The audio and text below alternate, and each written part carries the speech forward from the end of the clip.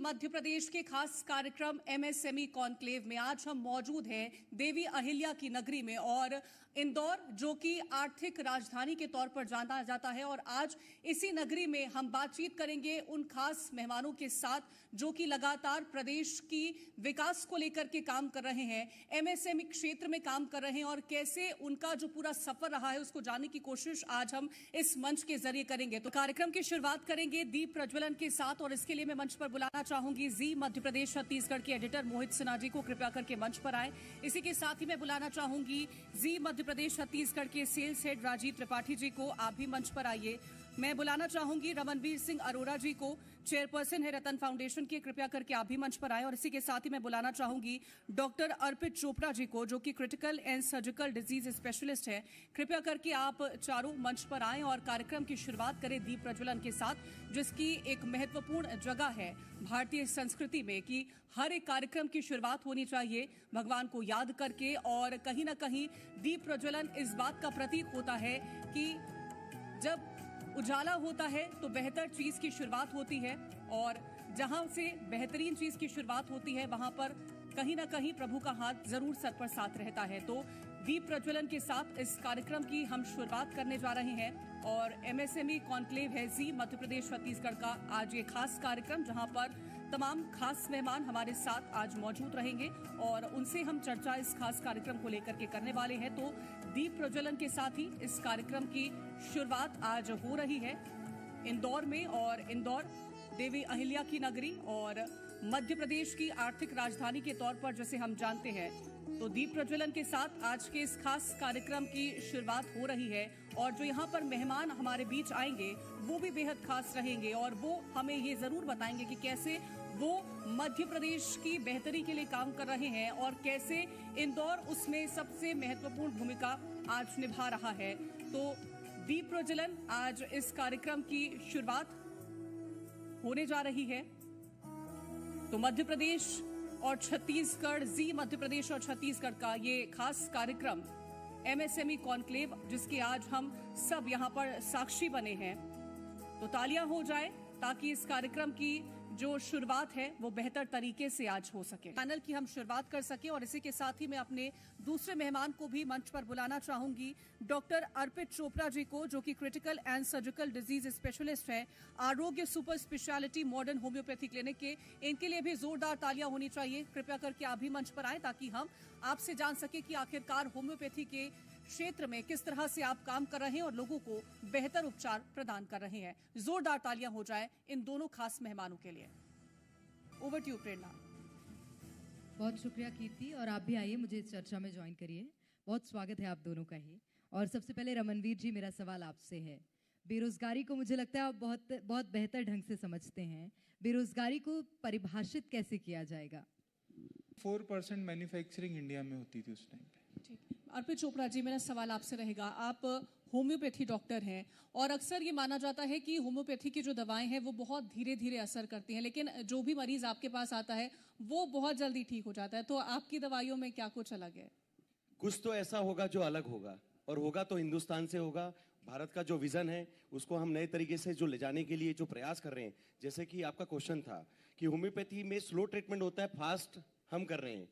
तो ऐसा क्या कर रहे हैं? तो निश्चित रूप से दोस्तों आपके चैनल के माध्यम से मैं मैसेज देना चाहूँगा कि होम्योपैथी का जो कंसेप्ट है एक्चुअली 200 साल पुराना कंसेप्ट है जो कि जर्मनी से हमें मिला था और उसी को हमने पढ़कर जिस भी तरीके से हम बोलते हैं उसे क्लासिकल होम्योपैथी के रूप में जाना जाता है। अब क्लासिकल होम्योपैथी में जो दवाइयों के डोजेस होते हैं वो चूंकि 200 साल पुराने सिस्टम से डिफाइंड सिस्टम है, तो 2 बूंद 5 बूंद 10 बूंद 4 गोली 4 बूंद इस तरीके की होम्योपैथी कई बार लोग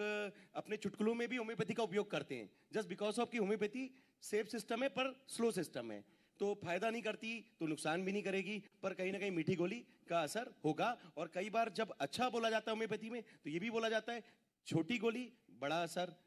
तो दोस्तों इस चैनल के माध्यम से ये मैसेज देना बहुत जरूरी है कि अब होम्योपैथी में परिवर्तन का समय आ चुका है और हमारा जो एंगल है वो है कि इंडिया से हम होम्योपैथी को चेंज करके सुपर स्पेशलिटी कंसेप्ट में लॉन्च करेंगे।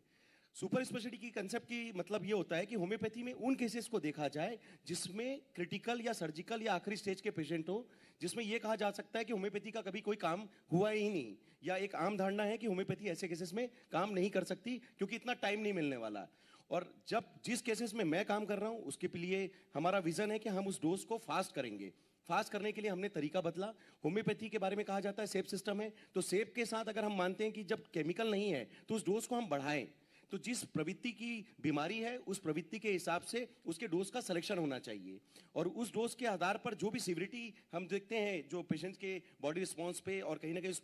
बॉडी के पैथोलॉजी में जो पेशेंट के रिपोर्ट के आधार पर जो हम मेडिसिन का सिलेक्शन करते हैं उस डोज को हम आधार बनाते हैं अपनी सुपर स्पेशलिटी कंसेप्ट के माध्यम से। इसलिए उस डोज को हमने 30 बूंद की जगह 60 बूंद, 90 बूंद, 120 बूंद, 240 बूंद, 600 बूंद, 960 बूंद, मतलब कोमा तक के पेशेंट, अगर हमें वेंटिलेटर के पेशेंट्स को 960 बूंद देकर आरटी फीडिंग से बाहर निकालना है तो उस डोज को एग्रेसिव करने की बहुत ज्यादा जरूरत है। तो ये कंसेप्ट है होम्योपैथी को सुपर स्पेशलिटी बनाने के लिए कि आपको डोज की मात्रा बढ़ानी होगी, उस केस के पर्टिकुलर विजन के हिसाब से अपना डिमार्केशन सेट करना पड़ेगा और उस बीमारी पर एग्रेसिव तरीके से अटैक करना पड़ेगा। हमें पेशेंट को बचाना भी है और ठीक भी करना है, तो दो तरीका है, बचना नहीं, ठीक भी करना है। इसके और लिए एग्रेसिव होना होम्योपैथी की जरूरी है। धारणा को भी बदलना है। तो होम्योपैथी को लेकर जो धारणा है बिना समाज उसके में। कुछ भी नहीं हो सकता, तो निश्चित विजन रूप हमें से। चेंज करना पड़ेगा। इसलिए इस कंसेप्ट का नाम दिया हमने सुपर स्पेशलिटी मॉडर्न होम्योपैथी। बिल्कुल, मैं आऊंगी आपके पास।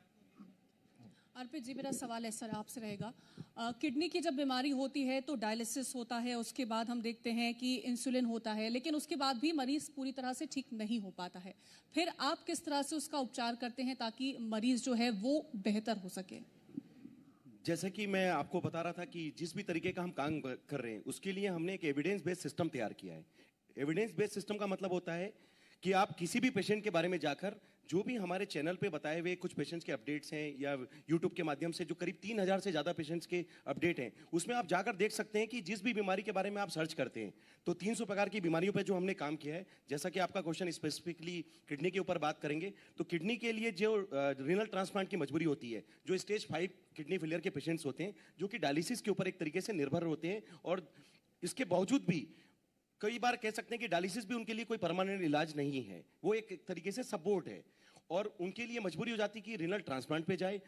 रीनल ट्रांसप्लांट कराना भी उनके लिए एक तरीके से एक कंडीशनल ट्रांसप्लांट की स्थिति हो सकती है। ये भी हो सकता है कि वो सफल हो या ना हो, इस बात की कोई बहुत ज्यादा श्योरिटी नहीं मिल पाती। तो ऐसे केसेस में जब हम होम्योपैथी के बारे में बात करते हैं तो चूंकि जो सुपर स्पेशलिटी कंसेप्ट हमने लॉन्च किया है तो उसके आधार पर जो हम मेडिसिन का जो सिलेक्शन करते हैं उसका मुख्य आधार होता है पेशेंट की किडनी के बॉडी रिस्पॉन्स को और मेटाबॉलिज्म को मेंटेन करना, रिकवर करना। तो चूंकि होम्योपैथी सेफ सिस्टम है उसमें केमिकल का साइड इफेक्ट किडनी के ऊपर नहीं पड़ता। ये बहुत अच्छी बात है कि ज्यादातर किडनी फेलियर के पेशेंट आते हैं, हमने देखा है कि कई बार वो किसी केमिकल के साइड इफेक्ट के कारण कोई लंबे समय से बीपी, शुगर या कई अन्य प्रकार की दवाइयां, पेन किलर्स खाने के कारण कई लोगों की किडनी फेलियर होने की संभावना ज्यादा होती है। तो ऐसे केसेस में भी केमिकल के साइड इफेक्ट्स का जो दुष्प्रभाव है हम किडनी फेलियर्स में जब देखते हैं, तो यहां पर जब हम होम्योपैथी के बारे में बात करते हैं तो चूंकि आपको एक सेफ सिस्टम मिलता है, उसमें केमिकल नहीं है, तो वो उसका असर कहीं ना कहीं दुष्प्रभाव रहित होकर हम उस किडनी की क्षमता को रिकवर करते हैं, उसकी जो कॉर्टिकल इकोजेनेसिटी है उसके ऊपर काम करते हैं, और कहीं ना कहीं उसका फायदा उसके खुद का रिस्पॉन्स बढ़ाने में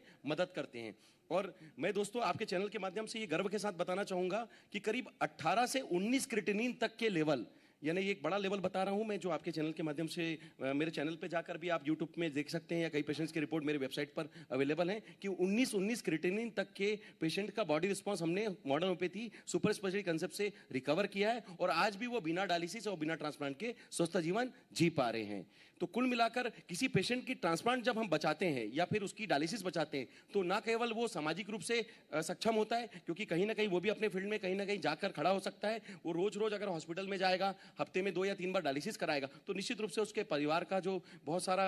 भार बढ़ता भी है और कहीं ना कहीं उसकी सामाजिक स्थिति में भी काम करने में तकलीफ आ सकती है। तो जब हम पेशेंट को रिकवर करेंगे तो कहीं ना कहीं फिजिकली वो ठीक होता है, मेंटली कॉन्फिडेंट होता है, और उसका असर उसके समाज में जो उसकी गतिविधियां हैं उसमें भी उसको पॉजिटिव दृष्टिकोण से वो ले पाता है। बिल्कुल, और मुझे लगता है सबसे सेफ अगर मेडिकेशन कोई है तो वो होम्योपैथी ही है। उसके कोई साइड इफेक्ट्स नहीं है और उस पर लोगों को निर्भर हो सकते हैं लोग आराम से। अब उसी सेब को हमने फास्ट कर दिया है तो थोड़ा ज्यादा अच्छा उसको आपको फायदा मिलने का उसका जो प्रयास है वो आपको मिल सकता बिल्कुल, वो डर भी खत्म हो गया है लोगों का। है एक और समस्या आजकल बहुत कॉमन हो गई है, शुगर की। शुगर के मरीजों के लिए होम्योपैथी में आपके पास क्या खास है? सबसे अच्छी बात यह है कि होम्योपैथी में हमेशा बोली जाती है कि मीठी गोली है, और शक्कर के मरीजों के लिए कहा जाता है कि मीठा नहीं लेना है। और आपने क्वेश्चन पूछा कि डायबिटीज का इलाज फिर होम्योपैथी से कैसे किया जाए, तो बड़ा विचित्र स्थिति थी, नो डाउट। लेकिन चूंकि दोस्तों अब जब बात हो रही है शुगर के ऊपर, तो मैं ये बताना चाहूंगा कि जरूरी नहीं कि होम्योपैथी में से मीठी गोली दिया जाता है। मीठी गोलियां एक सैकरम लैक्टोज का एक फॉर्म है, जिसके अंदर हम डाइल्यूशन डाल के आपको पेशेंट्स को सिर्फ इंजल्स करने के लिए कि एक तरीके से आप ले सके, वो इजी करने का एक तरीका होता है। होम्योपैथी में डाइल्यूशंस भी होते हैं, मदर टिंचर्स भी होते हैं, बायोकेमिक्स भी हो सकते हैं। 50 मिलीसिमल स्केल है जो कि 50 लाख पावर की पोटेंसी के साथ मौजूद है। तो ज्यादातर हमारा जो प्रयास होता है शुगर के केसेस में, हम लोग मदर टिंचर्स पे काम करते हैं। मदर टिंचर्स का मतलब होता है कड़वी लिक्विड। तो सीधी सीधी बात है कि मीठा तो कम है, लेकिन कड़वा जरूर मिलेगा और स्लो नहीं मिलेगा, एग्रेसिव मिलेगा। जिस केस का जैसा बॉडी रिस्पांस के हिसाब से, या जो भी हम सिविरिटी के आधार पर, केस के आधार पर मेडिसिन का सिलेक्शन करते हैं। और इस चैनल के माध्यम से आपके डायबिटीज के लिए भी हमारा एक मैसेज है कि अगर आपको संभवतः शुरुआती स्टेज पर होम्योपैथी का फायदा लेना हो, तो ये सबसे अच्छा समय होता है, क्योंकि आपका रिस्पांस बॉडी का जितना भी है, हम जितनी जल्दी रिकवर कर लेंगे। अब जैसे जैसे एलोपैथी की दवाइयां या जो भी आप दवाइयां लेते हैं, या लंबे समय तक कोई भी दवाई लेते हैं, तो आपका बॉडी रिस्पांस कमजोर होता जाता है, आप दवा के ऊपर ट्रक डिपेंडेंसी के ऊपर जाने लग जाते हैं। इसीलिए हम शुगर के पेशेंट्स को देखते हैं कि वो आजीवन जीवन भर दवा लेने के लिए मजबूर हो जाते हैं। तो मेरा ऐसा कहना है कि अगर आप शुरुआती लेवल पे जैसे ही आपको शुगर डिटेक्ट होती है, आप सुपर स्पेशलिटी मॉडर्न होम्योपैथी का फास्ट ट्रीटमेंट लीजिए, ताकि हम जितनी जल्दी हो सके आपका बॉडी रिस्पांस मेंटेन करें और आपका ही नेचुरल रिस्पांस देकर आपके शुगर को कंट्रोल कर सके। और इस बात की पुष्टि जब आप मेरे चैनल पे या यूट्यूब पर जाते हैं, तो फिर से वही बात आती है कि जो हम कहते हैं उसके पीछे आधार चाहिए, कैसे होगा, कैसे किया, कब हुआ, कैसे हुआ। तो उसी के लिए 3000 पेशेंट का जो डेटा है, हमारा विश्वास है कि जिन भी पेशेंट्स को इस तरीके की तकलीफ है या कोई भी अन्य बीमारी के लिए जो हमें सर्च कर सकते हैं, आप जरूर जाकर चैनल पर देखिए कि लोगों ने बिना जो जीवन भर डिपेंडेंसी की दवाइयों के सुपर स्पेशलिटी मॉडर्न होम्योपैथी से शुरुआती लेवल पे शुगर को ठीक किया, डायबिटीज को ठीक किया। अब इसमें एक बात आती है, जो टाइप 1 डायबिटीज है वो थोड़ा सा एक क्रिटिकल केस होता है, क्योंकि उसमें इंसुलिन बिल्कुल नहीं बनता। तो ऐसे केसेस में हमारा ये सोचना होता है कि जिस तरीके से हम टाइप 2 में धीरे धीरे कई बार मेडिसिन टेपर करके बंद कराते हैं, या शुरुआती लेवल पे चालू करके किसी भी प्रकार की दवाइयों को चालू नहीं होने देते। टाइप 1 के लिए मैं ये कहना चाहूंगा कि जितनी आपकी बॉडी का इंसुलिन का रिक्वायरमेंट है, जितना कम हो सके हम वहां तक लाने की कोशिश कर सकते हैं। क्योंकि अगर आपका इंसुलिन बन नहीं रहा है, तो हम ये कोशिश करते हैं कि कम से कम जितना इंसुलिन जा रहा है, कम से कम वो एब्जॉर्ब प्रॉपर हो, रिसेप्टर क्वालिटी हम आपकी ज्यादा अच्छे से इंप्रूव करें। तो इसके लिए टाइप 1 पेशेंट्स के लिए भी एक मैसेज है कि अगर आपकी यूनिट 100 यूनिट तक जा रही है इंसुलिन के ऊपर डिपेंडेंसी, तो कोशिश करें आप 20 या 30 यूनिट में ही आप इसको मेंटेन कर लीजिए। हो सकता है आपका आगे का जो इंसुलिन लेने का जो मैनेजमेंट है, वो हम आपको रोक सके, बचा सके, और जितना कम से कम तक ला सके। ऑप्टिमम टू क्योर इसलिए कह रहा हूं कि टाइप 1 को क्योर करना लगभग तो ऑलमोस्ट टू इम्पॉसिबल है, लेकिन ऑप्टिमम टू क्योर भी कर लेंगे तो कम से कम इंसुलिन लेकर भी पेशेंट अपना आजीवन जीवन मॉडर्न होम्योपैथी सुपर स्पेशलिटी के फायदे के साथ जी सकता है, और कहीं ना कहीं नेचुरली खड़ा हो सकता है। तो बहुत सारी संभावनाएं हैं होम्योपैथी में, जो आमतौर पर लोगों को अभी इसकी जानकारी नहीं है। मैं लौटूंगी आपके पास। अर्पित जी, बहुत सी ऐसी बीमारियां होती हैं कि लोग होम्योपैथी पर भरोसा करना नहीं चाहते हैं। उन्हें लगता है रिस्क टेकिंग फैक्टर हो सकता है, और उसमें कैंसर एक ऐसी बीमारी है। उसका उपचार कैसे किया जाता है आपके यहाँ? उसमें तो कीमो और पता नहीं कौन कौन सी थेरेपीज होती हैं जो कि ज़रूरी मानी जाती हैं। दोस्तों, चूंकि आपका क्वेश्चन कैंसर पे आया है, तो मैं कैंसर पे बात करूंगा कि ज्यादातर कैंसर के बारे में जो प्रचलित चिकित्सा विज्ञान है, उसमें हम कीमोथेरेपी, रेडियोथेरेपी, सर्जरी, ये 3 जो इंपॉर्टेंट फैक्टर है, उसके बाद इम्यूनोथेरेपी और टारगेट थेरेपी, ज्यादातर ये 5 फैक्टर से हम कैंसर का जो ट्रीटमेंट अभी तक देखते आए हैं।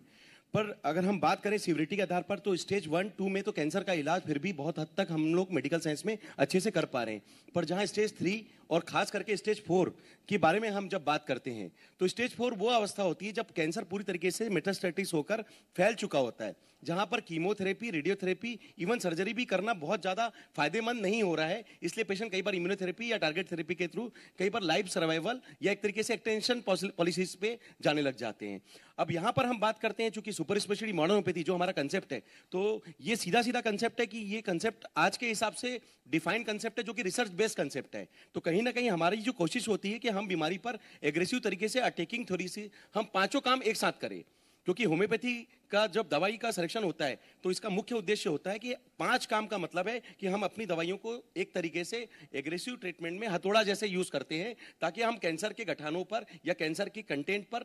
लगातार अटैक करें। जिसमें हम कीमोथेरेपी का काम कि इस कैंसर को बढ़ने से रोका जाए, रेडिएशन का काम इस कैंसर के जो कंटेंट है उसको डिसॉल्व किया जाए, घोला जाए, कम किया जाए, सर्जरी का काम कि अगर मैं बात करूं मेरे चैनल के माध्यम से, तो कई ऐसे पेशेंट्स हैं जो 2 बार ऑपरेट करके तीसरी बार सर्जरी कराने के लिए मजबूर होकर भी जब गए हॉस्पिटल में तो उनके लिए मना कर दिया गया कि अब इसका ऑपरेशन नहीं हो सकता। खास करके हम बात करेंगे जैसे जीबीएम ब्रेन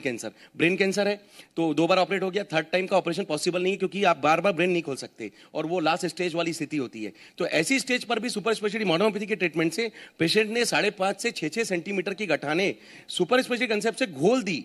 और एक नहीं 3 गठाने खोल दी। और इस बात की पुष्टि, जो आपका क्वेश्चन था कि कैसे विश्वास करेंगे, कैसे होगा, तो चूंकि हमारा विश्वास है कि हमारा जो किया हुआ काम है वो एक दिन का नहीं है, करीब 20 साल का जो रिसर्च है वो आज आपको कहीं ना कहीं 3000 पेशेंट का डेटा के माध्यम से आपको देखने में मिलता है। इसलिए आज इस चैनल के माध्यम से हम इतनी बातें बता पा रहे हैं कि इंडिया से एक रिसर्च हुआ है जिसमें हम कह सकते हैं कि WHO को हम एक नया डेटा प्रोड्यूस करने वाले हैं कि होम्योपैथी से भी सुपर स्पेशलिटी कंसेप्ट लाया जा सकता है और खास करके कैंसर जैसे केसेस पे भी फाइट किया जा सकता है। तो ज्यादातर जिस श्रेणी की मैं बात कर रहा था वो स्टेज 4 के पेशेंट्स होते हैं। और दोस्तों मैं गर्व के साथ कहना चाहूंगा कि स्टेज 4 के पेशेंट्स के लिए super speciality modern homeopathy, chemo, radiation, surgery, immunotherapy और टारगेट थेरेपी, जो 5 काम हम जो एक साथ करते हैं उससे लोगों को फायदा हो रहा है। और कहीं ना कहीं इस तरीके के जितने पेशेंट्स जो रिकवर हुए हैं, आप उनकी फिजिकली जो अपीयरेंस को लेकर आप जब उनसे मिलेंगे तो ये आपको सुनकर बहुत गर्व एहसास होगा कि उन्होंने उस समय जब भगवान को याद किया था, शायद उस समय अगर सुपर स्पेशलिटी मॉडर्न होम्योपैथी से अपना जीवन बचाया तो कहीं ना कहीं उनके परिवार के लिए एक तरीके से वरदान से कम साबित नहीं हुआ। बिल्कुल, तो लोगों को कहीं ना कहीं एक दूसरी जिंदगी जीने का कहीं ना कहीं एक मकसद जरूर हम लोग डॉक्टर हैं, हम अपना बेस्ट प्रयास कर सकते हैं, देने वाला ईश्वर है, पर इस हाथ में इतनी शिफा देता है कि कहीं ना कहीं हमारे प्रयासों में कमी नहीं होना चाहिए। तो ये हमारी नीति और नियत दोनों क्लियर है कि हम बीमारी से जीतने के लिए अपना बेस्ट देंगे और पेशेंट्स को जिताने के लिए उसको पूरा कॉन्फिडेंस देंगे, जिसके माध्यम से हम आपको कहीं ना कहीं एक सुपर स्पेशलिटी कंसेप्ट का फायदा दे सकेंगे।